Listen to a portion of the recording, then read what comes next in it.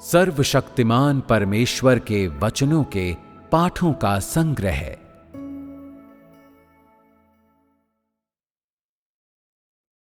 स्वयं परमेश्वर जो अद्वितीय है। 2. परमेश्वर का धार्मिक स्वभाव।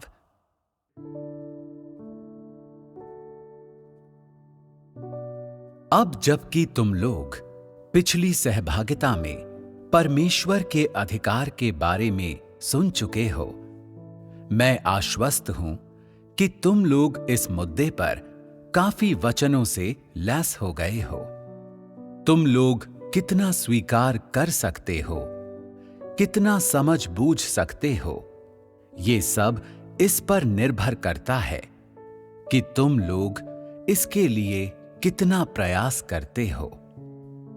मैं आशा करता हूं कि तुम लोग इस मुद्दे को ईमानदारी से समझ सकते हो। किसी भी हालत में तुम लोगों को इसमें आधे अधूरे मन से संलग्न नहीं होना चाहिए। अब परमेश्वर के अधिकार को जानना क्या परमेश्वर की संपूर्णता को जानने के बराबर है? कहा जा सकता है कि परमेश्वर के अधिकार को जानना स्वयं परमेश्वर जो अद्वितीय है को जानने की शुरुआत है। और ये भी कहा जा सकता है कि परमेश्वर के अधिकार को जानने का अर्थ है कि व्यक्ति पहले ही स्वयं परमेश्वर जो अद्वितीय है के सार को जानने के द्वार के भीतर प्रवेश कर चुका है। ये समझ परमेश्वर को जानने का एक भाग है। तो फिर दूसरा भाग क्या है? परमेश्वर का धार्मिक स्वभाव। ये वो विषय है जिस पर मैं आज सहभागिता करना चाहूंगा। आज के विषय पर सहभागिता करने के लिए मैंने बाइबल से 2 खंडों का चयन किया है। पहला खंड परमेश्वर द्वारा सदोम के विनाश से संबंधित है, जिसे उत्पत्ति अध्याय 19 पद संख्या 1 से 11 और उत्पत्ति अध्याय 19 पद संख्या 24 से 25 में पाया जा सकता है। दूसरा खंड परमेश्वर द्वारा नीनवे के छुटकारे से संबंधित है, जिसे योना की पुस्तक के 3 और 4 अध्यायों के अतिरिक्त योना अध्याय 1 पद संख्या 1 से 2 में पाया जा सकता है। मुझे महसूस हो रहा है कि तुम लोग ये सुनने का इंतजार कर रहे हो कि मुझे इन 2 खंडों के बारे में क्या कहना है। जो कुछ मैं कहता हूं स्वभावतः वो स्वयं परमेश्वर और उसके सार को जानने के दायरे से बाहर नहीं जा सकता। किंतु आज की सहभागिता का केंद्रीय मुद्दा क्या होगा? क्या तुम लोगों में से कोई जानता है परमेश्वर के अधिकार के बारे में मेरी सहभागिता के किन भागों ने तुम लोगों का ध्यान खींचा है? मैंने क्यों कहा था कि केवल वही स्वयं परमेश्वर है जो ऐसा अधिकार और सामर्थ्य रखता है? ये कहकर मैं क्या समझाना चाहता था? मैं तुम लोगों को क्या बताना चाहता था? क्या परमेश्वर का अधिकार और सामर्थ्य उसके सार की अभिव्यक्ति के ढंग का एक पहलू हैं? क्या वे उसके सार का एक हिस्सा हैं? वो हिस्सा जो उसकी पहचान और स्थिति को प्रमाणित करता है? क्या इन प्रश्नों से आकलन करके तुम लोग बता सकते हो कि मैं क्या कहने जा रहा हूं? मैं तुम लोगों को क्या समझाना चाहता हूं? इस पर ध्यानपूर्वक विचार करो। हठधर्मी से परमेश्वर का विरोध करने से मनुष्य परमेश्वर के कोप से नष्ट हो जाता है। पहले आओ हम पवित्र शास्त्र के वे अंश देखें जो परमेश्वर द्वारा सदोम के विनाश का वर्णन करते हैं। उत्पत्ति अध्याय 19 पद संख्या 1 से 11। सांझ को वे दो दूत सदोम के पास आए और लूत सदोम के फाटक के पास बैठा था। उनको देखकर वो उनसे भेंट करने के लिए उठा और मुंह के बल झुककर दंडवत कर कहा, हे मेरे प्रभुओं, अपने दास के घर में पधारिए और रात भर विश्राम कीजिए और अपने पांव धोइए, फिर भोर को उठकर अपने मार्ग पर जाइए। उन्होंने कहा, नहीं, हम चौक ही में रात बिताएंगे। पर उसने उनसे बहुत विनती करके उन्हें मनाया, इसलिए वे उसके साथ चलकर उसके घर में आए और उसने उनके लिए भोजन तैयार किया और बिना खमीर की रोटियां बनाकर उनको खिलाईं। उनके सो जाने से पहले सदोम नगर के पुरुषों ने जवानों से लेकर बूढ़ों तक वरन चारों ओर के सब लोगों ने आकर उस घर को घेर लिया और लूत को पुकार कर कहने लगे, जो पुरुष आज रात को तेरे पास आए हैं वे कहां हैं? उनको हमारे पास बाहर ले आ कि हम उनसे भोग करें। तब लूत उनके पास द्वार के बाहर गया और किवाड़ को अपने पीछे बंद करके कहा, हे मेरे भाइयों, ऐसी बुराई न करो। सुनो, मेरी दो बेटियां हैं जिन्होंने अब तक पुरुष का मुंह नहीं देखा। इच्छा हो तो मैं उन्हें तुम्हारे पास बाहर ले आऊं और तुमको जैसा अच्छा लगे वैसा व्यवहार उनसे करो, पर इन पुरुषों से कुछ न करो, क्योंकि ये मेरी छत तले आए हैं। उन्होंने कहा, हट जा। फिर वे कहने लगे, तू एक परदेशी होकर यहां रहने के लिए आया, पर अब न्यायी भी बन बैठा है, इसलिए अब हम उनसे भी अधिक तेरे साथ बुराई करेंगे। और वे उस पुरुष लूत को बहुत दबाने लगे और किवाड़ तोड़ने के लिए निकट आए। तब उन अतिथियों ने हाथ बढ़ाकर लूत को अपने पास घर में खींच लिया और किवाड़ को बंद कर दिया। और उन्होंने क्या छोटे क्या बड़े सब पुरुषों को जो घर के द्वार पर थे अंधा कर दिया। अतः वे द्वार को टटोलते टटोलते थक गए। उत्पत्ति अध्याय 19 पद संख्या 24 से 25। तब यहोवा ने अपनी ओर से सदोम और अमोरा पर आकाश से गंधक और आग बरसाई और उन नगरों को और उस संपूर्ण तराई को और नगरों के सब निवासियों को भूमि की सारी उपज समेत नष्ट कर दिया। इन अंशों से ये देखना कठिन नहीं है कि सदोम का अधर्म और भ्रष्टता पहले ही उस मात्रा तक पहुंच चुकी थी जो मनुष्य और परमेश्वर दोनों के लिए घृणास्पद थी, और इसलिए परमेश्वर की दृष्टि में नगर नष्ट किए जाने के लायक था। परंतु नगर को नष्ट किए जाने से पहले उसके भीतर क्या हुआ था? लोग इन घटनाओं से क्या प्रेरणा ले सकते हैं? इन घटनाओं के प्रति परमेश्वर का रवैया उसके स्वभाव के संबंध में लोगों को क्या दिखाता है? पूरी कहानी समझने के लिए आओ हम ध्यान से पढ़ें कि पवित्र शास्त्र में क्या दर्ज किया गया था। सदोम की भ्रष्टता। मनुष्य को क्रोधित करने वाली, परमेश्वर का कोप भड़काने वाली। उस रात लूत ने परमेश्वर के 2 दूतों का स्वागत किया और उनके लिए एक भोज तैयार किया।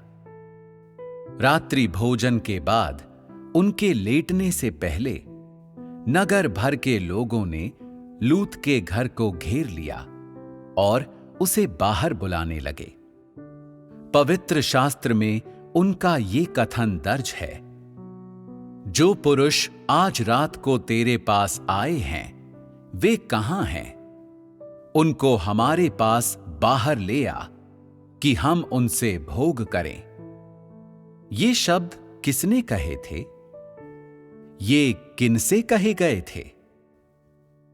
ये सदोम के लोगों के शब्द थे जो लूत के घर के बाहर चिल्ला रहे थे और ये लूत से कहे गए थे।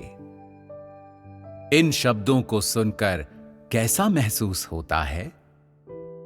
क्या तुम क्रोधित हो? क्या इन शब्दों से तुम्हें घिन आती है? क्या तुम क्रोध के मारे आग बबूला हो रहे हो? क्या इन शब्दों से शैतान की दुर्गंध नहीं आती?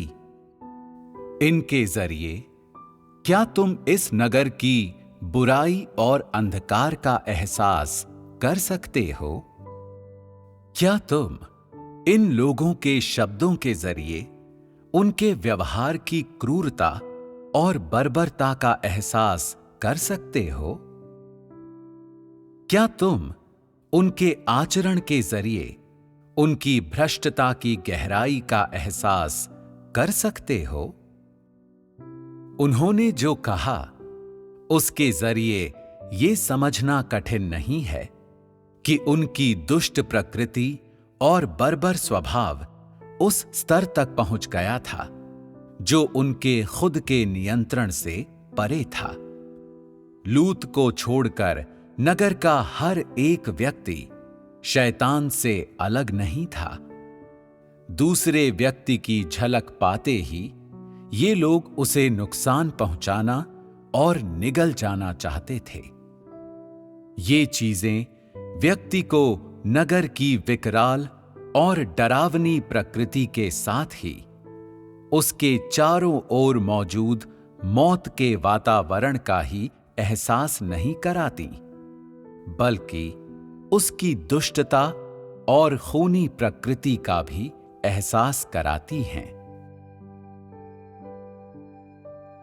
जब लूत ने स्वयं को अमानवीय ठगों के गिरोह के आमने सामने पाया, जो मानव आत्माओं को निगल जाने की जंगली लालसा से भरे हुए थे, तो उसने क्या प्रतिक्रिया व्यक्त की?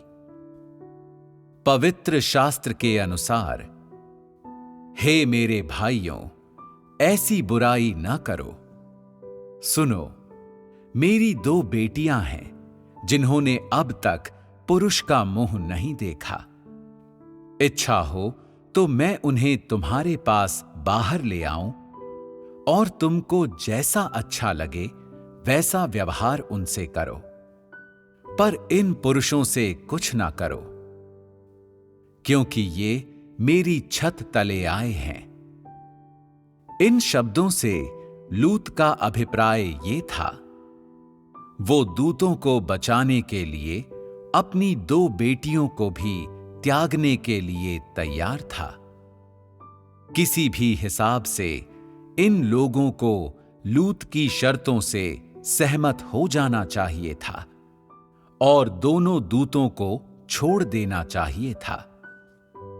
आखिरकार वे दूत उनके लिए पूरी तरह से अजनबी थे। ऐसे लोग जिनका उनसे कोई लेना देना नहीं था और जिन्होंने उनके हितों को कभी नुकसान नहीं पहुंचाया था, फिर भी अपनी बुरी प्रकृति से प्रेरित होकर उन्होंने मामला खत्म नहीं किया, बल्कि इसके बजाय उन्होंने अपने प्रयास और तेज कर दिए। यहां उनकी बातचीत का दूसरा भाग लोगों को निस्संदेह इन लोगों की असली शातिर प्रकृति की और अधिक जानकारी दे सकता है। साथ ही वो उन्हें परमेश्वर द्वारा इस नगर को नष्ट किए जाने का कारण समझने बूझने में सक्षम भी बनाता है। तो उन्होंने आगे क्या कहा? जैसा कि बाइबल में लिखा है, हट जा। फिर वे कहने लगे, तू एक परदेशी होकर यहां रहने के लिए आया, पर अब न्यायी भी बन बैठा है। इसलिए अब हम उनसे भी अधिक तेरे साथ बुराई करेंगे। और वे उस पुरुष लूत को बहुत दबाने लगे और किवाड़ तोड़ने के लिए निकट आए। वे लूत का किवाड़ क्यों तोड़ना चाहते थे? कारण ये है कि वे उन दोनों दूतों को नुकसान पहुंचाने के लिए उत्सुक थे। वे दूत सदोम में किस लिए आए थे? उनका वहां आने का उद्देश्य लूत एवं उसके परिवार को बचाना था। लेकिन नगर के लोगों ने गलती से सोचा कि वे आधिकारिक पदों पर कब्जा जमाने के लिए आए हैं। दूतों का उद्देश्य पूछे बिना नगर के लोगों ने केवल अनुमान के आधार पर असभ्यतापूर्वक उन दो दूतों को नुकसान पहुंचाना चाहा। उन्होंने उन दो लोगों को नुकसान पहुंचाना चाहा जिनका उनके साथ कोई लेना देना नहीं था। ये स्पष्ट है कि उस नगर के लोगों ने पूरी तरह से अपनी मानवता और विवेक गंवा दिए थे। उनके पागलपन और जंगलीपन का स्तर पहले से ही मनुष्यों को नुकसान पहुंचाने वाले और उन्हें निगल जाने वाले शैतान के शातिर स्वभाव से अलग नहीं था। जब उन्होंने लूत से इन लोगों को सौंपने की मांग की, तब लूत ने क्या किया? पाठ से हमें ज्ञात होता है कि लूत ने उन्हें नहीं सौंपा। क्या लूत परमेश्वर के इन दो दूतों को जानता था? बेशक नहीं। फिर भी वो इन दो लोगों को बचाने में समर्थ क्यों था? क्या वो जानता था कि वे क्या करने आए हैं? यद्यपि वो उनके आने के कारण से अनजान था, किंतु वो जानता था कि वे परमेश्वर के सेवक हैं। इसलिए वो उन्हें अपने घर में ले गया। उसका परमेश्वर के इन सेवकों को प्रभु कहकर पुकारना ये दिखाता है कि सदोम के अन्य लोगों के विपरीत लूत परमेश्वर का स्वाभाविक अनुयायी था। इसलिए जब परमेश्वर के दूत उसके पास आए, तो उसने इन दोनों सेवकों को अपने घर में ले जाने के लिए अपनी जान जोखिम में डाल दी। इतना ही नहीं, उसने इन दोनों सेवकों की रक्षा करने के लिए बदले में अपनी 2 बेटियां देने की भी पेशकश की। ये लूत का धार्मिक कार्य था। ये लूत के स्वभाव और सार की एक ठोस अभिव्यक्ति थी, और ये परमेश्वर द्वारा लूत को बचाने के लिए अपने सेवकों को भेजने का कारण भी था। संकट से सामना होने पर लूत ने अन्य किसी भी चीज की परवाह किए बिना इन दोनों सेवकों की रक्षा की। यहां तक कि उसने सेवकों की सुरक्षा के बदले में अपनी 2 बेटियों का सौदा करने का भी प्रयास किया। लूत के अतिरिक्त क्या नगर में कोई और ऐसा था जिसने ऐसा कुछ किया होता? जैसा कि तथ्य साबित करते हैं। नहीं, ऐसा कोई नहीं था। इसलिए कहने की आवश्यकता नहीं कि लूत को छोड़कर सदोम के भीतर हर कोई विनाश का लक्ष्य था। और ठीक भी है, वे इसके पात्र थे। परमेश्वर को नाराज करने के कारण सदोम को पूरी तरह से तबाह कर दिया गया।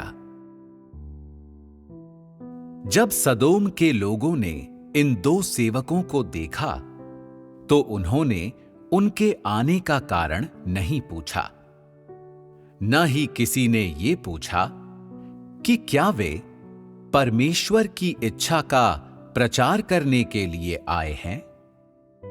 इसके विपरीत उन्होंने एक भीड़ इकट्ठी की और स्पष्टीकरण का इंतजार किए बिना जंगली कुत्तों या दुष्ट भेड़ियों के समान उन दोनों सेवकों को पकड़ने के लिए आ गए। क्या परमेश्वर ने इन चीजों को होते हुए देखा था?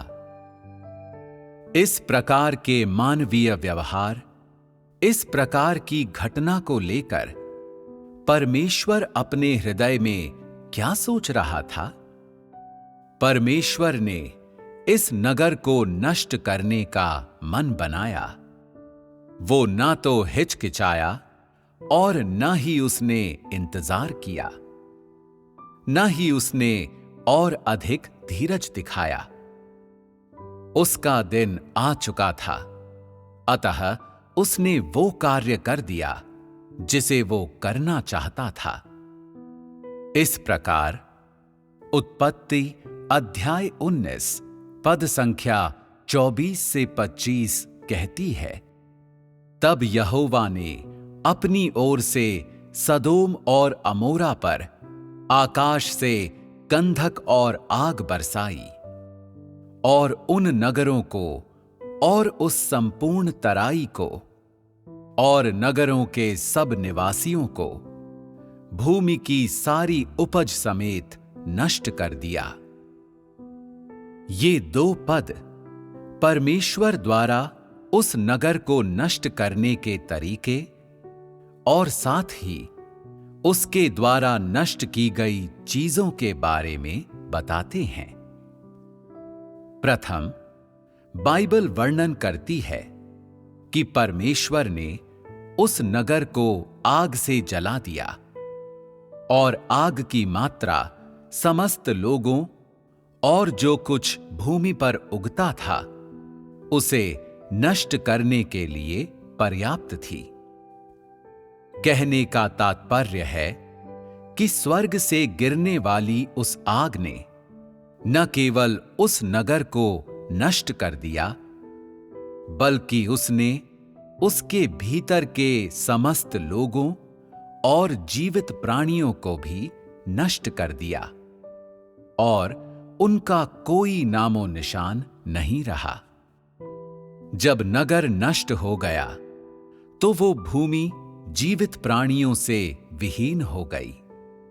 वहां कोई जीवन नहीं रहा और न ही जीवन के कोई निशान रहे। नगर एक बंजर भूमि बन गया, एक खाली जगह जो मौत के सन्नाटे से भरी हुई थी। इस स्थान पर परमेश्वर के विरुद्ध अब और कोई बुरा कार्य नहीं होगा। अब और कोई हत्या या खून खराबा नहीं होगा। परमेश्वर क्यों इस नगर को पूरी तरह से जलाना चाहता था? तुम लोग यहां क्या देख सकते हो? क्या परमेश्वर वाकई मनुष्य और प्रकृति अपनी स्वयं की सृष्टि को इस तरह नष्ट होते हुए सहन कर सकता था? यदि तुम उस आग से, जिसे स्वर्ग से बरसाया गया था, यहोवा परमेश्वर के कोप को समझ सको, तो उसके विनाश के लक्ष्यों को और जिस हद तक इस नगर को नष्ट किया गया, उसे देखते हुए ये समझना कठिन नहीं है कि उसका कोप कितना बड़ा था।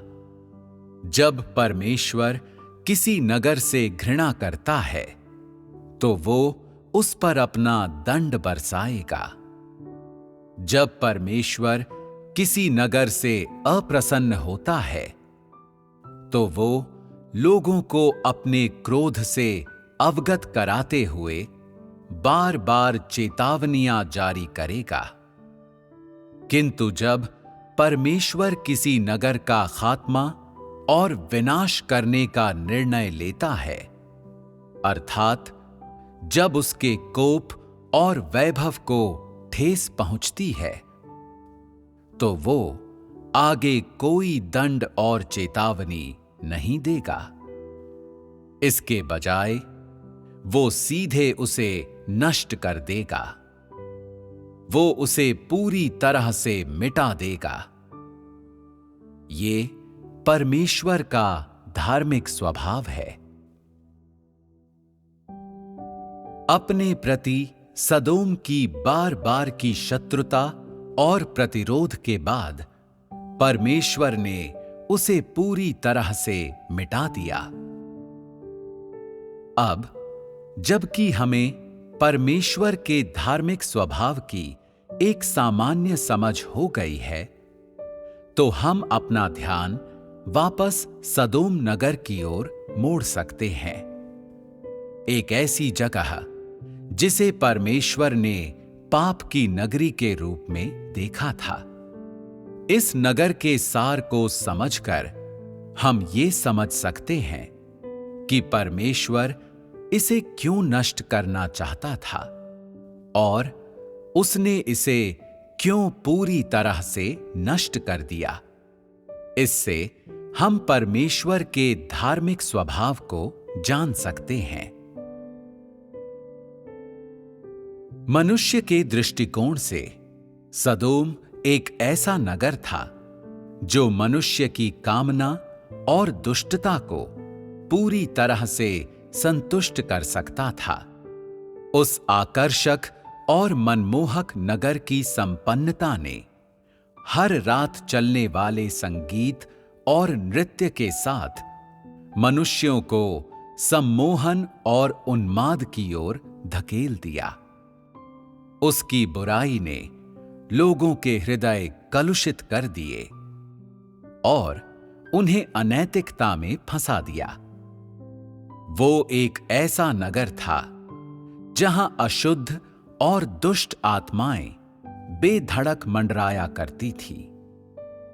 वो पाप और हत्या से सराबोर था और उसकी हवा में खूनी एवं सड़ी हुई दुर्गंध समाई हुई थी। वो एक ऐसा नगर था जिसने लोगों को आतंकित कर दिया था। ऐसा नगर जिससे कोई भी भय से सिकुड़ जाएगा। उस नगर में कोई भी व्यक्ति, पुरुष हो या स्त्री, जवान हो या बुजुर्ग, सच्चे मार्ग की खोज नहीं करता था। कोई भी प्रकाश की लालसा नहीं करता था या पाप से दूर नहीं जाना चाहता था। वे शैतान के नियंत्रण, भ्रष्टता और छल कपट में जीवन बिताते थे। उन्होंने अपनी मानवता खो दी थी। उन्होंने अपनी संवेदनाएं गंवा दी थीं और उन्होंने मनुष्य के अस्तित्व का मूल उद्देश्य खो दिया था। उन्होंने परमेश्वर के विरुद्ध प्रतिरोध के असंख्य दुष्ट कर्मों को अंजाम दिया था। उन्होंने उसका मार्गदर्शन अस्वीकार किया था और उसकी इच्छा का विरोध किया था।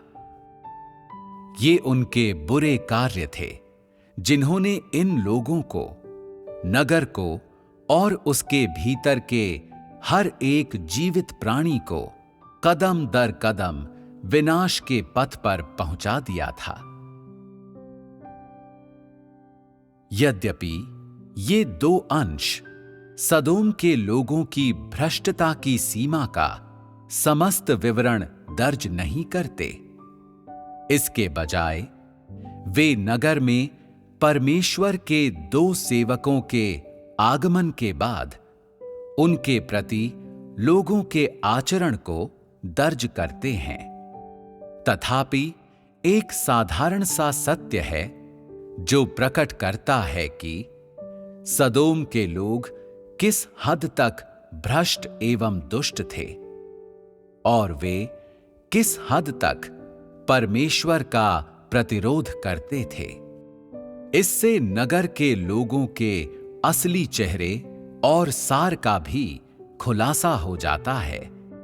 इन लोगों ने न केवल परमेश्वर की चेतावनियों को स्वीकार करने से इनकार कर दिया था, बल्कि वे उसके दंड से भी नहीं डरते थे। इसके विपरीत उन्होंने परमेश्वर के कोप का उपहास किया। उन्होंने आंख मूंद कर परमेश्वर का प्रतिरोध किया। परमेश्वर ने चाहे जो भी किया या जैसे भी किया, उनका दुष्ट स्वभाव सघन ही हुआ और उन्होंने बार बार परमेश्वर का विरोध किया। सदोम के लोग परमेश्वर के अस्तित्व, उसके आगमन, उसके दंड और उससे भी बढ़कर उसकी चेतावनियों से विमुख थे। वे अत्यधिक अहंकारी थे।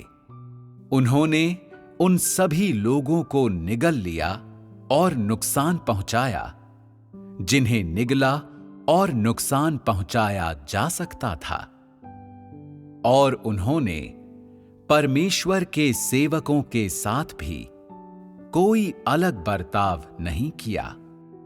सदोम के लोगों द्वारा किए गए तमाम दुष्कर्मों के लिहाज से परमेश्वर के सेवकों को नुकसान पहुंचाना तो बस उनकी दुष्टता का एक छोटा सा अंश था, और इससे जो उनकी दुष्ट प्रकृति प्रकट हुई वो वास्तव में विशाल समुद्र में पानी की एक बूंद से बढ़कर नहीं थी।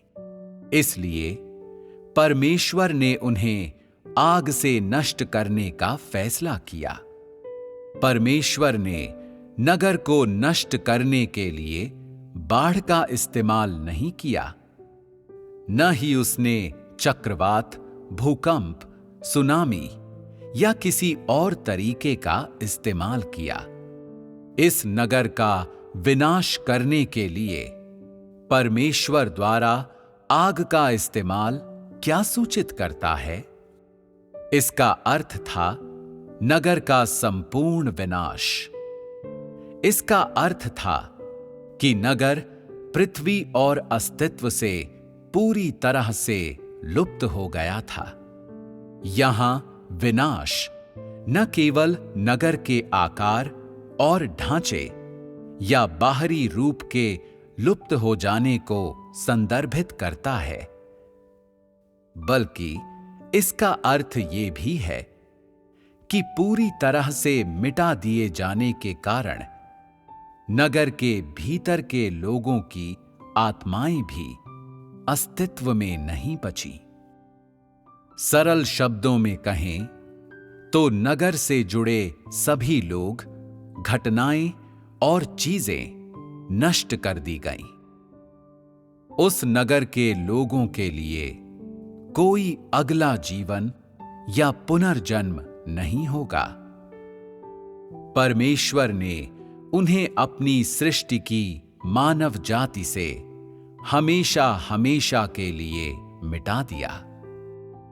आग का इस्तेमाल इस स्थान पर पाप के अंत को सूचित करता है और कि वहां पाप पर अंकुश लग गया।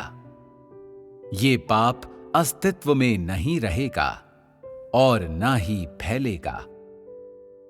इसका अर्थ था कि शैतान की दुष्टता ने अपनी उपजाऊ मिट्टी के साथ साथ उस कब्रिस्तान को भी खो दिया था, जिसने उसे रहने और जीने के लिए एक स्थान दिया था। परमेश्वर और शैतान के बीच होने वाले युद्ध में परमेश्वर द्वारा आग का इस्तेमाल उसकी विजय की छाप है, जो शैतान पर अंकित की जाती है। मनुष्यों को भ्रष्ट करके और उन्हें निगलकर परमेश्वर का विरोध करने की शैतान की महत्वाकांक्षा में सदोम का विनाश एक बहुत भारी आघात है। और इसी प्रकार ये एक समय पर मानवता के विकास में एक अपमानजनक चिन्ह है, जब मनुष्य ने परमेश्वर का मार्गदर्शन ठुकरा दिया था और अपने आप को बुराई के हवाले कर दिया था। इसके अतिरिक्त ये परमेश्वर के धार्मिक स्वभाव के सच्चे प्रकाशन का एक अभिलेख है। जब परमेश्वर द्वारा स्वर्ग से भेजी गई आग ने सदोम को राख में तब्दील कर दिया, तो इसका अर्थ ये हुआ कि उसके बाद सदोम नामक नगर और उस नगर के भीतर की हर चीज अस्तित्व में नहीं रही। उसे परमेश्वर के क्रोध द्वारा नष्ट किया गया था, जो परमेश्वर के कोप और प्रताप के भीतर विलुप्त हो गया। परमेश्वर के धार्मिक स्वभाव के कारण सदोम को उसका न्यायोचित दंड मिला और उसका न्यायोचित अंत हुआ। सदोम के अस्तित्व का अंत उसकी बुराई के कारण हुआ, और वो इस कारण से भी हुआ क्योंकि परमेश्वर दोबारा इस नगर को या उसमें रहने वाले किसी व्यक्ति को या उस नगर में उत्पन्न किसी भी जीवित वस्तु को देखना नहीं चाहता था। परमेश्वर की दोबारा उस नगर को कभी न देखने की इच्छा उसके कोप के साथ साथ उसका प्रताप भी है। परमेश्वर ने नगर को जला दिया क्योंकि उसकी बुराई और पाप ने परमेश्वर को उसके प्रति क्रोध, घृणा और द्वेष का एहसास कराया था, और वो उसको या वहां के किसी निवासी या जीवों को दोबारा कभी नहीं देखना चाहता था। जब एक बार नगर का जलना समाप्त हो गया और केवल राख ही बाकी रह गई, तो परमेश्वर की नजरों में सचमुच उसका अस्तित्व नहीं रहा। यहां तक कि उसकी यादें भी परमेश्वर की स्मृति से चली गईं, मिट गईं। इसका अर्थ है कि स्वर्ग से भेजी गई आग ने न केवल संपूर्ण सदोम नगर को जला दिया, उसने न केवल नगर के अधर्म से अत्यधिक भरे हुए लोगों को नष्ट कर दिया, उसने न केवल नगर के भीतर की पाप से दूषित सभी चीजों को नष्ट कर दिया, बल्कि उससे भी बढ़कर उस आग ने मनुष्यों की दुष्टता की याद और परमेश्वर के प्रति उनके प्रतिरोध को भी नष्ट कर दिया। उस नगर को जलाकर राख कर देने के पीछे परमेश्वर का यही उद्देश्य था। मनुष्य चरम सीमा तक पतित हो चुके थे। वे नहीं जानते थे कि परमेश्वर कौन है, या वे स्वयं कहां से आए हैं? यदि तुम परमेश्वर का जिक्र भी करते तो वे हमला कर देते, कलंक लगाते और ईश निंदा करते। यहां तक कि जब परमेश्वर के सेवक उसकी चेतावनी का प्रचार करने आए थे, तब भी इन दुष्ट लोगों ने न केवल पश्चाताप का कोई चिन्ह नहीं दिखाया और अपना दुष्ट आचरण नहीं त्यागा, बल्कि इसके विपरीत उन्होंने ढिठाई से परमेश्वर के सेवकों को नुकसान पहुंचाया। जो कुछ उन्होंने व्यक्त और प्रकट किया, वो परमेश्वर के प्रति उनकी चरम शत्रुता की प्रकृति और सार था। हम देख सकते हैं कि परमेश्वर के विरुद्ध इन भ्रष्ट लोगों का प्रतिरोध उनके भ्रष्ट स्वभाव के प्रकाशन से कहीं अधिक था। बिल्कुल वैसे ही जैसे ये सत्य की समझ की कमी के कारण की जाने वाली निंदा और उपहास की एक घटना से कहीं अधिक था। उनके दुष्ट आचरण का कारण न तो मूर्खता थी, न ही अज्ञानता। उन्होंने ऐसा कार्य इसलिए नहीं किया कि उन्हें धोखा दिया गया था, और इसलिए तो निश्चित रूप से नहीं कि उन्हें गुमराह किया गया था। उनका आचरण परमेश्वर के विरुद्ध खुले तौर पर निर्लज्ज शत्रुता, विरोध और उपद्रव के स्तर तक पहुंच चुका था। निस्संदेह इस प्रकार का मानव व्यवहार परमेश्वर को क्रोधित करेगा, और ये उसके स्वभाव को क्रोधित करेगा। ऐसा स्वभाव जिसे ठेस नहीं पहुंचाई जानी चाहिए। इसलिए परमेश्वर ने सीधे और खुले तौर पर अपना कोप और प्रताप दिखाया। ये उसके धार्मिक स्वभाव का सच्चा प्रकाशन था। एक ऐसे नगर को सामने देख जहां पाप उमड़ रहा था, परमेश्वर ने उसे यथासंभव तीव्रतम तरीके से नष्ट कर देना चाहा, ताकि उसके भीतर रहने वाले लोगों और उनके संपूर्ण पापों को पूरी तरह से मिटाया जा सके, ताकि उस नगर के लोगों का अस्तित्व समाप्त किया जा सके और उस स्थान के भीतर पाप को द्विगुणित होने से रोका जा सके। ऐसा करने का सबसे तेज और सबसे मुकम्मल तरीका था उसे आग से जलाकर नष्ट कर देना। सदोम के लोगों के प्रति परमेश्वर का रवैया परित्याग या उपेक्षा का नहीं था। इसके बजाय उसने इन लोगों को दंड देने, मार डालने और पूरी तरह से नष्ट कर देने के लिए अपने कोप, प्रताप और अधिकार का प्रयोग किया।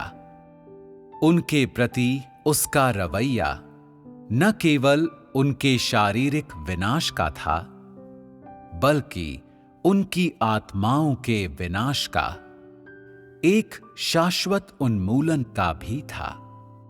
ये अस्तित्व की समाप्ति वचनों से परमेश्वर के आशय का वास्तविक निहितार्थ है। हालांकि परमेश्वर का कोप मनुष्य से छिपा हुआ और अज्ञात है, फिर भी वो कोई अपमान सहन नहीं करता। समस्त मानव जाति के प्रति, उस मानव जाति के प्रति जो कि मूर्ख और जाहिल है, परमेश्वर का व्यवहार मुख्य रूप से दया और सहनशीलता पर आधारित है।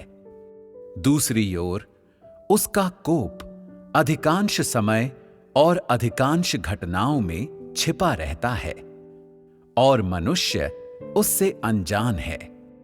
परिणाम स्वरूप परमेश्वर को अपना कोप व्यक्त करते हुए देखना मनुष्य के लिए कठिन है और उसके कोप को समझना भी उसके लिए कठिन है।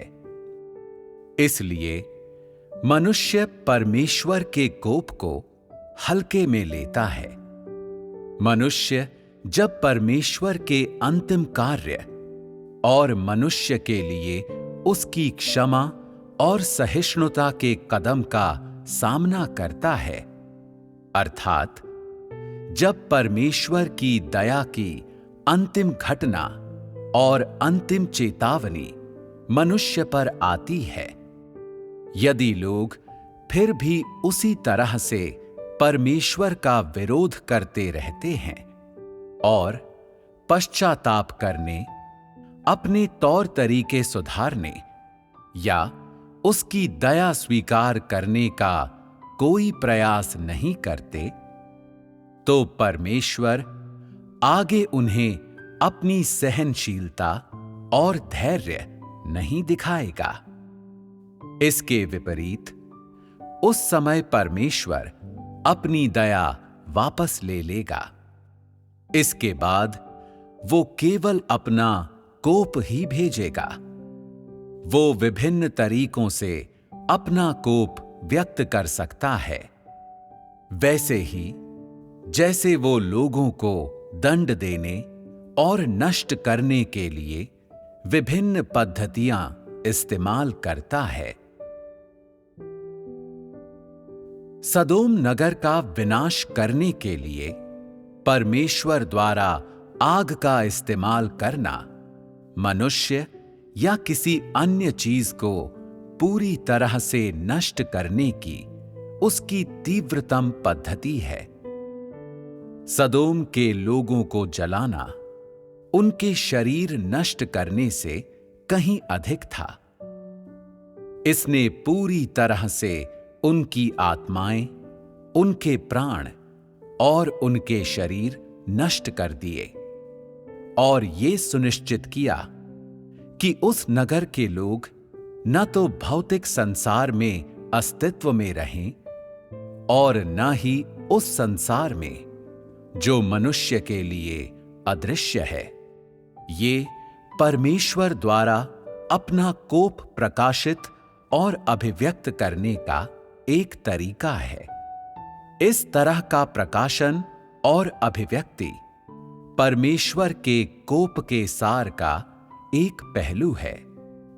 ठीक वैसे ही जैसे ये स्वाभाविक रूप से परमेश्वर के धार्मिक स्वभाव के सार का प्रकाशन भी है।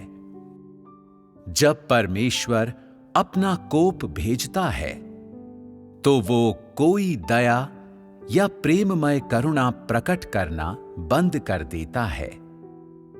न ही वो आगे कोई सहनशीलता या धैर्य प्रदर्शित करता है। कोई ऐसा व्यक्ति, वस्तु या कारण नहीं है जो उसे धैर्य धारण किए रहने, फिर से दया करने, एक बार फिर अपनी सहनशीलता दिखाने के लिए राजी कर सके। इन चीजों के स्थान पर एक पल के लिए भी हिचकिचाए बिना परमेश्वर अपना कोप और प्रताप भेजता है और जो कुछ चाहता है वो करता है। इन चीजों को वो अपनी इच्छाओं के अनुरूप एक तीव्र और साफ सुथरे तरीके से करता है। ये वो तरीका है जिससे परमेश्वर अपना वो कोप और प्रताप प्रकट करता है जिसे मनुष्य द्वारा ठेस नहीं पहुंचाई जानी चाहिए, और ये उसके धार्मिक स्वभाव के एक पहलू की अभिव्यक्ति भी है। जब लोग परमेश्वर को मनुष्य के प्रति चिंता और प्रेम दिखाते हुए देखते हैं तो वे उसके कोप को भांपने में, उसके प्रताप को देखने में या अपमान के प्रति उसकी असहनशीलता अनुभव करने में असमर्थ होते हैं। इन चीजों ने हमेशा लोगों को विश्वास दिलाया है कि परमेश्वर का धार्मिक स्वभाव केवल दया, सहनशीलता और प्रेम का है। किंतु जब कोई परमेश्वर को किसी नगर का विनाश करते हुए या मनुष्य से घृणा करते हुए देखता है, तो मनुष्य के विनाश में उसका कोप और प्रताप लोगों को उसके धार्मिक स्वभाव के अन्य पक्ष की झलक देखने देता है। ये अपमान के प्रति परमेश्वर की असहिष्णुता है। परमेश्वर का कोई अपमान सहन न करने वाला स्वभाव किसी भी सृजित प्राणी की कल्पना से परे है और गैर सृजित प्राणियों में से कोई उसके साथ दखल अंदाजी करने या उसको प्रभावित करने में सक्षम नहीं है और इसका प्रतिरूपण या अनुकरण तो किया ही नहीं जा सकता। इस प्रकार परमेश्वर के स्वभाव का ये ऐसा पहलू है जिसे मनुष्य को सबसे अधिक जानना चाहिए। केवल स्वयं परमेश्वर का ही ऐसा स्वभाव है और केवल स्वयं परमेश्वर ही ऐसे स्वभाव से युक्त है। परमेश्वर का ऐसा धार्मिक स्वभाव इसलिए है क्योंकि वो दुष्टता, अंधकार, विद्रोहशीलता और शैतान के बुरे कार्यों जैसे कि मानव जाति को भ्रष्ट करना और निगल जाना से घृणा करता है, क्योंकि वो अपने विरुद्ध पाप के सारे कार्यों से घृणा करता है और इसलिए भी क्योंकि उसका सार पवित्र और निर्मल है। यही कारण है कि वो किसी भी सृजित या गैर सृजित प्राणी द्वारा खुला विरोध या स्वयं से मुकाबला सहन नहीं करेगा। यहां तक कि कोई ऐसा व्यक्ति भी जिसके प्रति उसने किसी समय दया दिखाई हो या जिसका चुनाव किया हो, उसके स्वभाव को ललकार दे या उसके धीरज और सहनशीलता के सिद्धांत का उल्लंघन कर दे, तो वो थोड़ी सी भी दया या संकोच दिखाए बिना अपमान बर्दाश्त न करने वाला अपना धार्मिक स्वभाव प्रकट और प्रकाशित कर देगा। परमेश्वर का कोप न्याय की समस्त शक्तियों और समस्त सकारात्मक चीजों के लिए सुरक्षा उपाय है। परमेश्वर के संभाषण, विचारों और कार्यों के इन उदाहरणों को समझने से क्या तुम परमेश्वर के धार्मिक स्वभाव को समझने में समर्थ हो?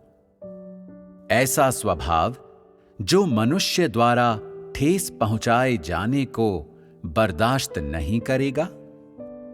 संक्षेप में इस पर ध्यान दिए बिना कि मनुष्य इसे कितना समझ सकता है, ये स्वयं परमेश्वर के स्वभाव का एक पहलू है और ये अद्वितीय है। अपमान के प्रति परमेश्वर की असहिष्णुता उसका अद्वितीय सार है। परमेश्वर का कोप उसका अद्वितीय स्वभाव है। परमेश्वर का प्रताप उसका अद्वितीय सार है। परमेश्वर के क्रोध के पीछे का सिद्धांत उस पहचान और हैसियत का प्रदर्शन है जिसे सिर्फ वही धारण करता है। कहने की आवश्यकता नहीं है कि ये अद्वितीय स्वयं परमेश्वर के सार का एक प्रतीक भी है। परमेश्वर का स्वभाव उसका अपना अंतर्निहित सार है, जो समय के साथ बिल्कुल नहीं बदलता और न ये भौगोलिक स्थान के बदलने से ही बदलता है। उसका अंतर्निहित स्वभाव उसका स्वाभाविक सार है। वो चाहे जिस किसी पर भी अपना कार्य क्यों ना करे, उसका सार नहीं बदलता और न ही उसका धार्मिक स्वभाव बदलता है। जब कोई परमेश्वर को क्रोधित करता है तो वो अपना अंतर्निहित स्वभाव प्रस्फुटित करता है। इस समय उसके क्रोध के पीछे का सिद्धांत नहीं बदलता और न ही उसकी अद्वितीय पहचान और हैसियत बदलती है। वो अपने सार में परिवर्तन के कारण या अपने स्वभाव से विभिन्न तत्वों के उत्पन्न होने के कारण क्रोधित नहीं होता, बल्कि इसलिए होता है क्योंकि उसके विरुद्ध मनुष्य का विरोध उसके स्वभाव को ठेस पहुंचाता है। मनुष्य द्वारा परमेश्वर को खुले तौर पर उकसाना परमेश्वर की अपनी पहचान और हैसियत के लिए एक गंभीर चुनौती है। परमेश्वर की नजर में जब मनुष्य उसे चुनौती देता है, तब मनुष्य उससे मुकाबला कर रहा होता है और उसके क्रोध की परीक्षा ले रहा होता है। जब मनुष्य परमेश्वर का विरोध करता है, जब मनुष्य परमेश्वर से मुकाबला करता है, जब मनुष्य लगातार उसके क्रोध की परीक्षा लेता है, और ये उस समय होता है जब पाप अनियंत्रित हो जाता है, तब परमेश्वर का कोप स्वाभाविक रूप से अपने आप को प्रकट और प्रस्तुत करेगा। इसलिए परमेश्वर के कोप की अभिव्यक्ति इस बात की प्रतीक है कि समस्त बुरी ताकतें अस्तित्व में नहीं रहेंगी, और ये इस बात की प्रतीक है कि सभी विरोधी शक्तियां नष्ट कर दी जाएंगी। ये परमेश्वर के धार्मिक स्वभाव और उसके कोप की अद्वितीयता है। जब परमेश्वर की गरिमा और पवित्रता को चुनौती दी जाती है, जब मनुष्य द्वारा न्याय की ताकतों को रोका जाता है और उनकी अनदेखी की जाती है, तब परमेश्वर अपने कोप को भेजता है। परमेश्वर के सार के कारण पृथ्वी की वे सारी ताकतें जो परमेश्वर का मुकाबला करती हैं, उसका विरोध करती हैं और उसके साथ संघर्ष करती हैं, बुरी, भ्रष्ट और अन्यायी हैं। वे शैतान से आती हैं और उसी से संबंधित हैं। चूंकि परमेश्वर न्यायी है, प्रकाशमय है, दोष रहित और पवित्र है, इसलिए समस्त बुरी, भ्रष्ट और शैतान से संबंध रखने वाली चीजें परमेश्वर का कोप प्रकट होने पर नष्ट हो जाएंगी। यद्यपि परमेश्वर के कोप का उफान उसके धार्मिक स्वभाव की अभिव्यक्ति का एक पहलू है, किंतु परमेश्वर का क्रोध अपने लक्ष्य के प्रति किसी भी तरह से विवेक शून्य नहीं है और न ही वो सिद्धांत विहीन है। इसके विपरीत परमेश्वर क्रोध करने में बिल्कुल भी उतावलापन नहीं दिखाता और न ही वो अपने कोप और प्रताप को हल्केपन से प्रकट करता है। इतना ही नहीं, परमेश्वर का कोप पूरी तरह से नियंत्रित और नपातुला होता है। उसकी तुलना मनुष्य के क्रोध से आग बबूला होने या अपना गुस्सा प्रकट करने से बिल्कुल नहीं की जा सकती। मनुष्य और परमेश्वर के बीच हुए अनेक वार्तालाप बाइबल में दर्ज हैं। इनमें से कुछ लोगों के कथन सतही, अज्ञानता से भरे और बचकाने थे, किंतु परमेश्वर ने उन्हें मार नहीं गिराया और न ही उनकी भर्त्सना की। विशेष रूप से अय्यूब के परीक्षण के दौरान यहोवा परमेश्वर ने अय्यूब के 3 मित्रों और दूसरे लोगों द्वारा अय्यूब से कही गई बातें सुनने के बाद उनके साथ कैसा बर्ताव किया था? क्या उसने उनकी भर्त्सना की थी? क्या वो उन पर आग बबूला हो गया था? उसने ऐसा कुछ नहीं किया था। इसके बजाय उसने अय्यूब को उनकी ओर से विनती करने और उनके लिए प्रार्थना करने के लिए कहा और स्वयं परमेश्वर ने उनकी गलतियों को गंभीरता से नहीं लिया। ये सभी उदाहरण भ्रष्ट एवं अबोध मानव जाति के साथ परमेश्वर के मौलिक रवैये को दर्शाते हैं। इसलिए परमेश्वर के कोप का प्रस्फुटन किसी भी तरह से उसकी मनः स्थिति की अभिव्यक्ति नहीं है, न ही वो उसके द्वारा अपनी भावनाएं जाहिर करने का तरीका है। मनुष्य की गलत फहमी के विपरीत परमेश्वर का कोप पूरी तरह से गुस्से का फूट पड़ना नहीं है।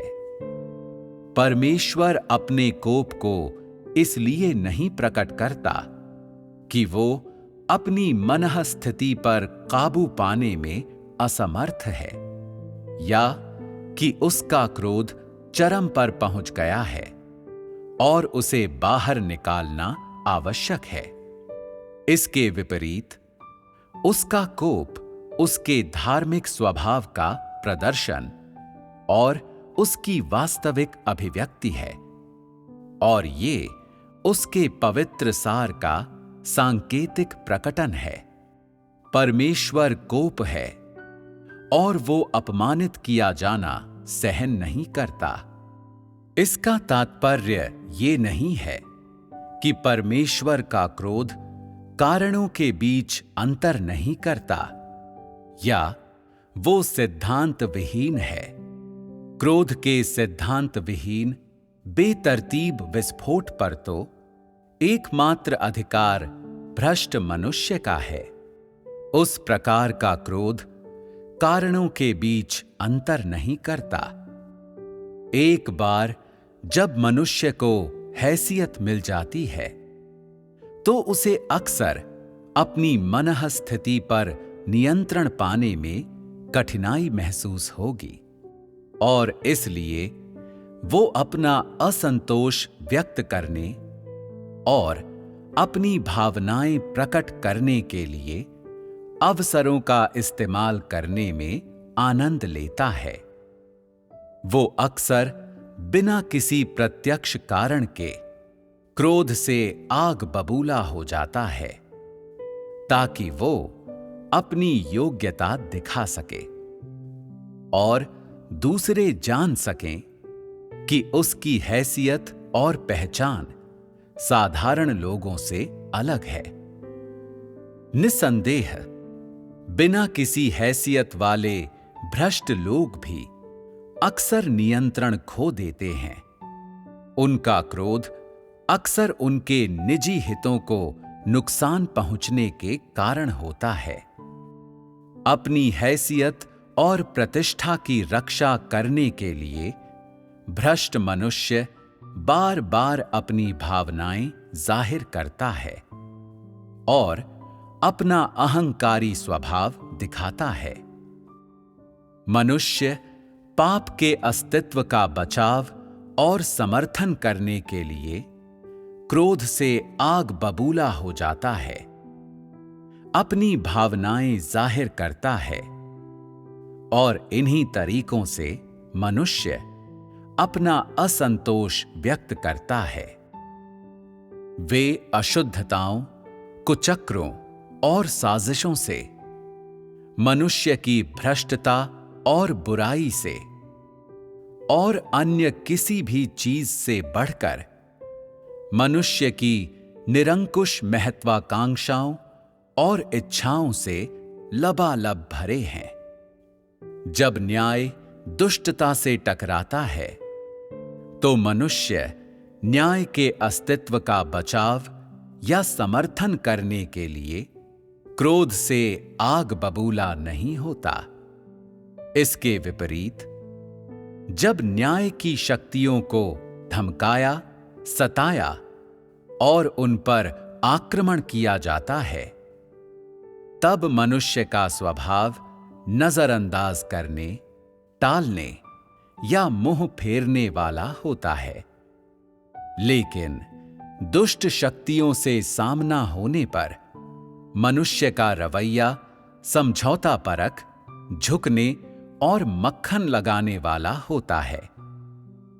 इसलिए मनुष्य का क्रोध निकालना दुष्ट शक्तियों के लिए बच निकलने का मार्ग है और देहयुक्त मनुष्य के अनियंत्रित और रोके न जा सकने वाले बुरे आचरण की अभिव्यक्ति है। किंतु जब परमेश्वर अपने कोप को भेजता है तो सारी बुरी शक्तियों को रोका जाएगा। मनुष्य को हानि पहुंचाने वाले सारे पापों पर अंकुश लगाया जाएगा।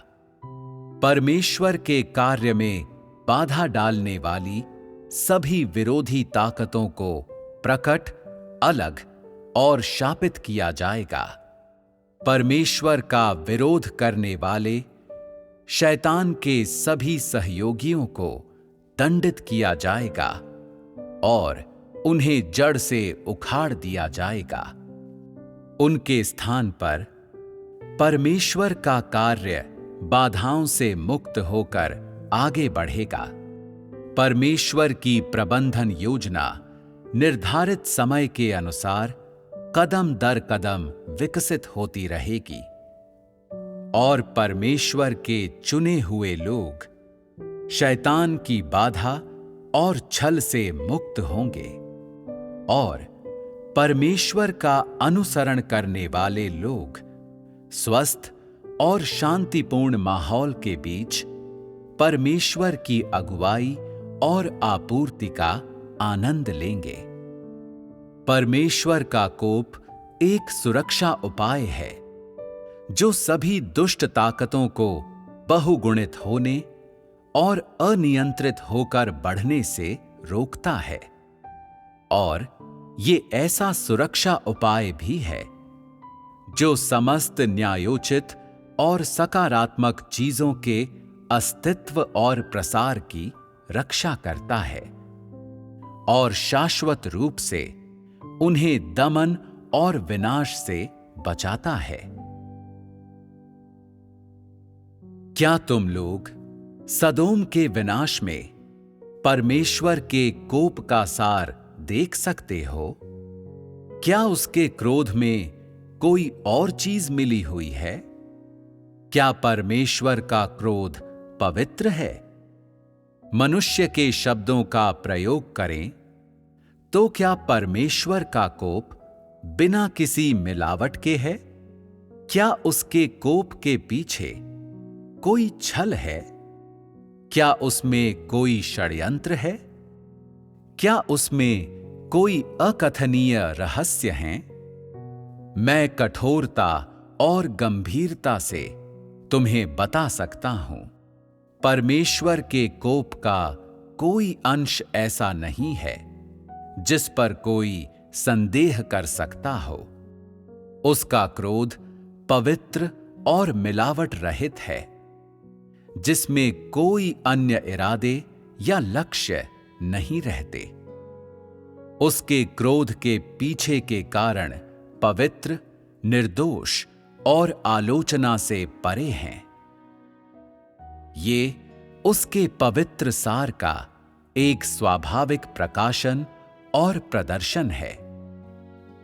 ये कुछ ऐसा है जो पूरी सृष्टि में किसी के पास नहीं है। ये परमेश्वर के अद्वितीय धार्मिक स्वभाव का एक अंग है और ये सृष्टिकर्ता और उसकी सृष्टि के संबंधित सारों के बीच एक महत्वपूर्ण अंतर भी है। चाहे कोई दूसरों के सामने क्रोध करे या उनके पीठ पीछे, प्रत्येक व्यक्ति के पास अपने क्रोध का एक अलग इरादा और उद्देश्य होता है। शायद वे अपनी प्रतिष्ठा का निर्माण कर रहे होते हैं या शायद वे अपने हितों का बचाव कर रहे होते हैं, अपनी छवि बना रहे होते हैं या अपनी लाज बचा रहे होते हैं। कुछ लोग अपने क्रोध में संयम बरतते हैं, जबकि अन्य लोग बहुत उतावले होते हैं और जरा भी संयम बरते बिना जब चाहते हैं भड़क जाते हैं। संक्षेप में, मनुष्य का क्रोध उसके भ्रष्ट स्वभाव से निकलता है। उसका उद्देश्य कुछ भी हो, वो देह और प्रकृति का अंग है। उसका न्याय और अन्याय से कोई लेना देना नहीं है, क्योंकि मनुष्य की प्रकृति और सार में कुछ भी सत्य के अनुरूप नहीं है। इसलिए भ्रष्ट मनुष्य के क्रोध और परमेश्वर के कोप की तुलना नहीं की जानी चाहिए। बिना किसी अपवाद के शैतान द्वारा भ्रष्ट किए गए मनुष्य का व्यवहार भ्रष्टता की रक्षा की इच्छा से शुरू होता है और निस्संदेह ये भ्रष्टता पर आधारित होता है। इसलिए मनुष्य के क्रोध की तुलना परमेश्वर के कोप से नहीं की जा सकती, चाहे मनुष्य का क्रोध सैद्धांतिक रूप से कितना भी उचित क्यों ना लगे। जब परमेश्वर अपना कोप भेजता है तो दुष्ट शक्तियों को रोका जाता है, बुरी चीजों को नष्ट किया जाता है, जबकि न्यायोचित और सकारात्मक चीजें परमेश्वर की देखरेख और सुरक्षा प्राप्त करती हैं और उन्हें जारी रहने दिया जाता है। परमेश्वर अपना कोप इसलिए भेजता है क्योंकि अन्यायपूर्ण, नकारात्मक और बुरी चीजें न्यायोचित और सकारात्मक चीजों की सामान्य गतिविधि और विकास को बाधित, अवरुद्ध या नष्ट करती हैं।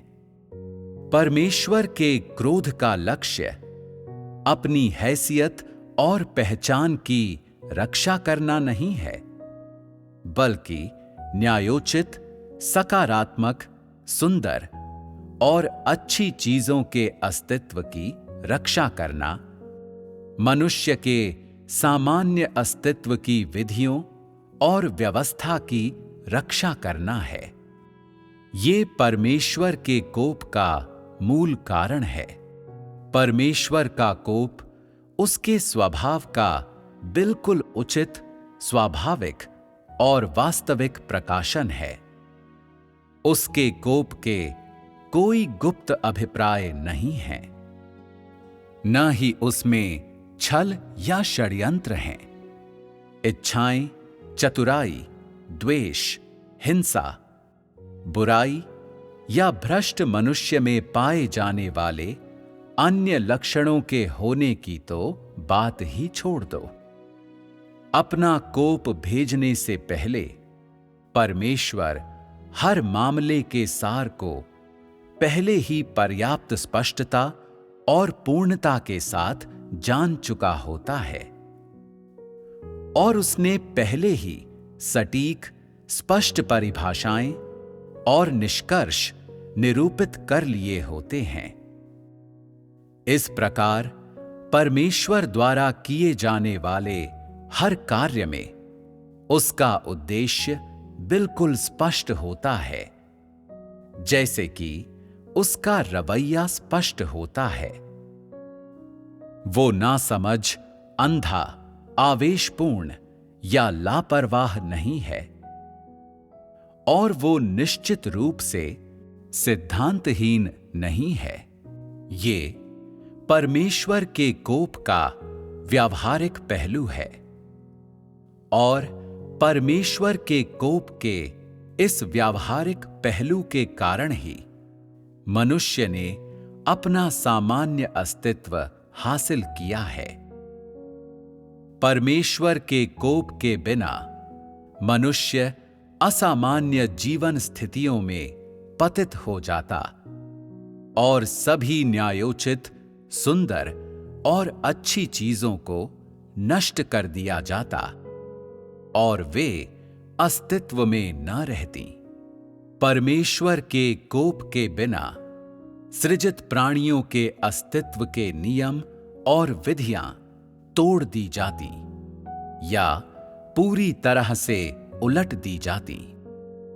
मनुष्य के सृजन के समय से ही परमेश्वर ने मनुष्य के सामान्य अस्तित्व की रक्षा करने और उसे कायम रखने के लिए अपने धार्मिक स्वभाव का निरंतर इस्तेमाल किया है।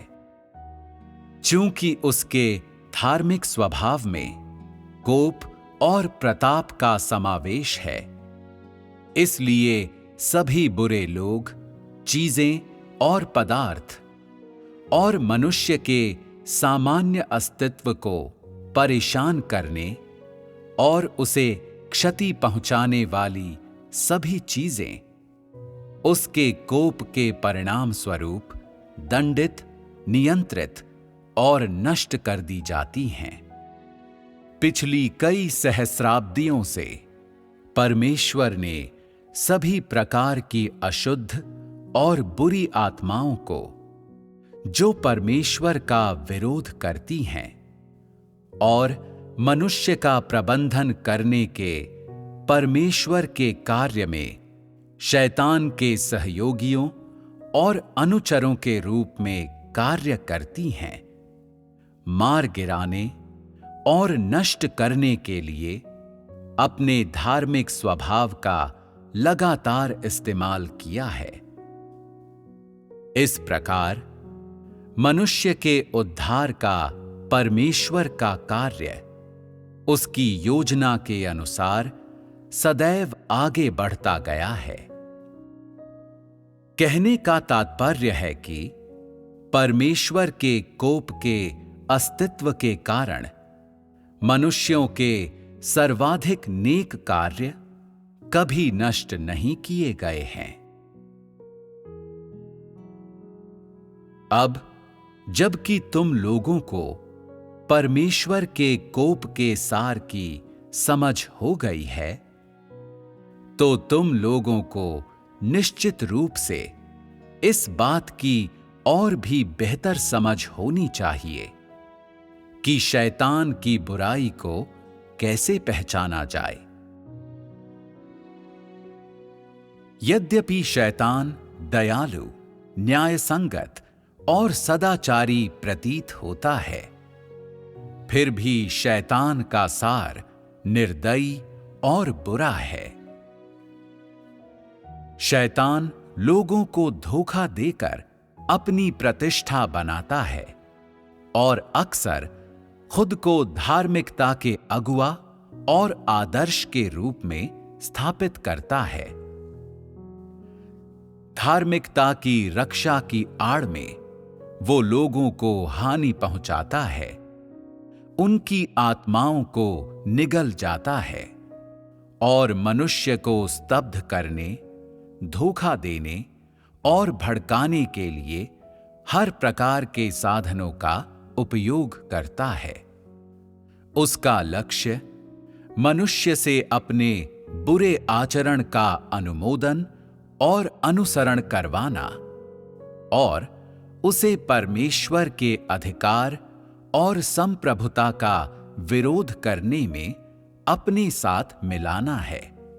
किंतु जब कोई उसकी चालों, षड्यंत्रों और नीच हरकतों को समझ जाता है और नहीं चाहता कि शैतान द्वारा उसे लगातार कुचला और मूर्ख बनाया जाए, या वो निरंतर शैतान की गुलामी करे, या उसके साथ दंडित और नष्ट किया जाए, तो शैतान अपने पिछले संतनुमा लक्षण बदल लेता है और अपना झूठा नकाब फाड़कर अपना असली चेहरा प्रकट कर देता है, जो दुष्ट, शातिर, भद्दा और वहशी है।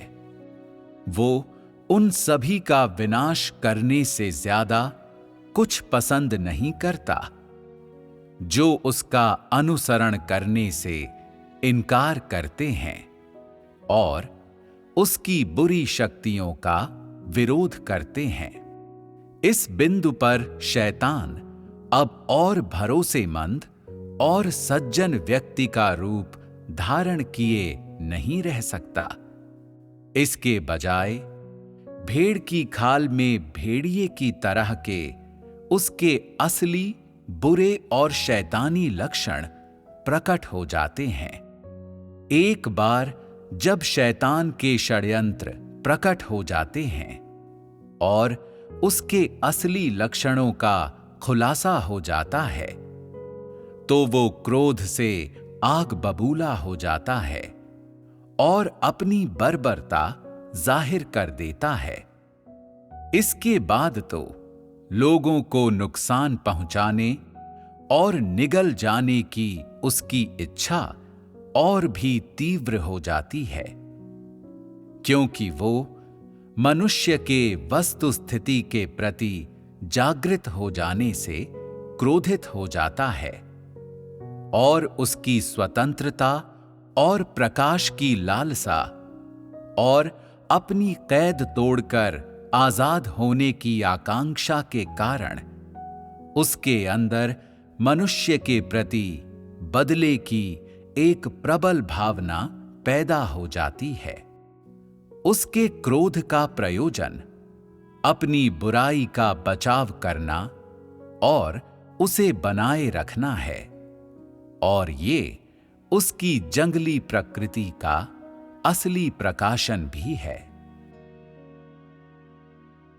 हर मामले में शैतान का व्यवहार उसकी बुरी प्रकृति को उजागर करता है।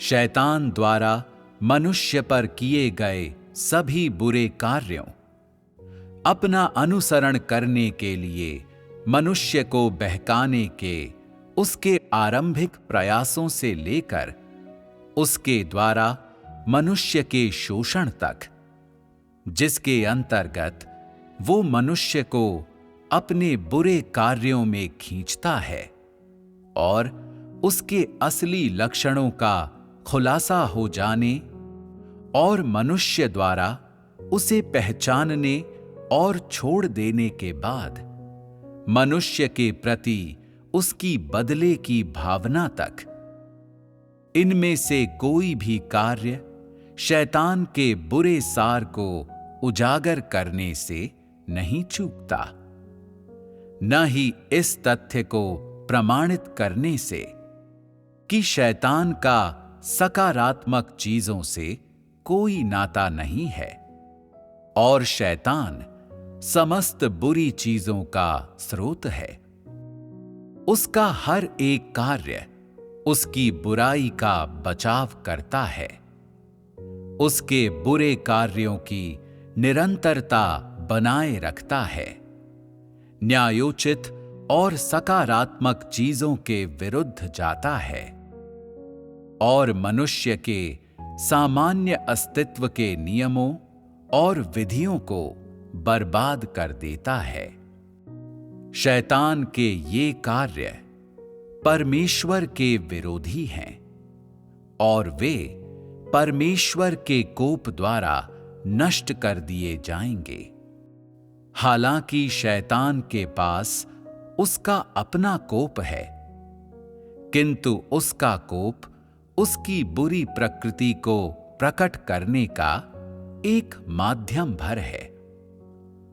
शैतान के भड़कने और उग्र होने का कारण ये है, उसके अकथनीय षड्यंत्र उजागर कर दिए गए हैं। उसके कुचक्र आसानी से छिपाए नहीं छिपते।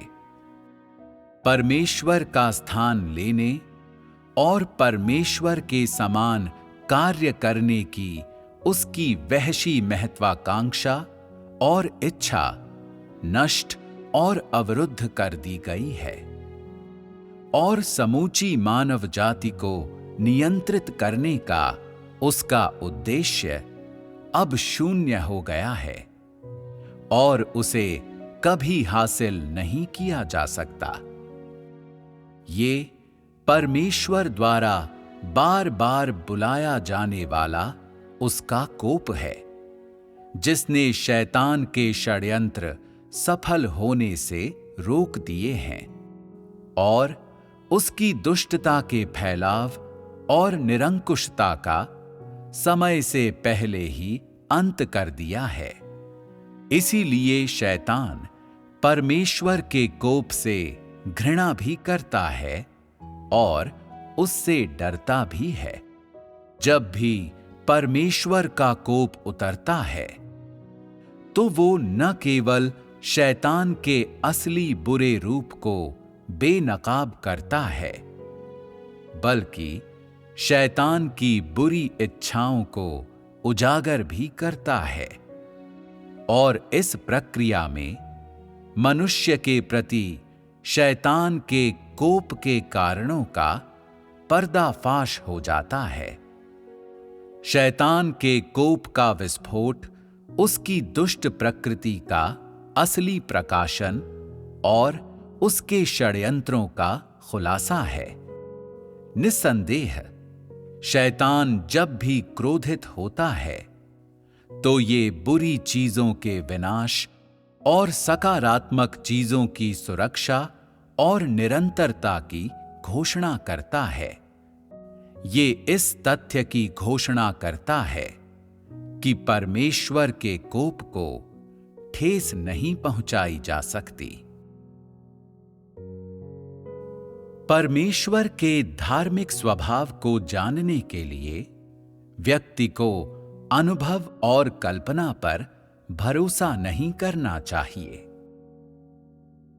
जब तुम स्वयं को परमेश्वर के न्याय और उसकी ताड़ना का सामना करते हुए पाते हो, तो क्या तुम कहोगे कि परमेश्वर का वचन मिलावटी है? क्या तुम कहोगे कि परमेश्वर के कोप के पीछे कोई कहानी है और वो मिलावटी है? क्या तुम परमेश्वर को ये कहते हुए बदनाम करोगे कि उसका स्वभाव पूर्णतः धार्मिक होना आवश्यक नहीं है? परमेश्वर के प्रत्येक कार्य के साथ व्यवहार करते समय तुम्हें पहले निश्चित होना चाहिए कि परमेश्वर का धार्मिक स्वभाव किसी भी अन्य तत्व से मुक्त है और वो पवित्र और निर्दोष है। इन कार्यों में परमेश्वर द्वारा मनुष्य को मार गिराना, दंड देना और नष्ट करना शामिल है।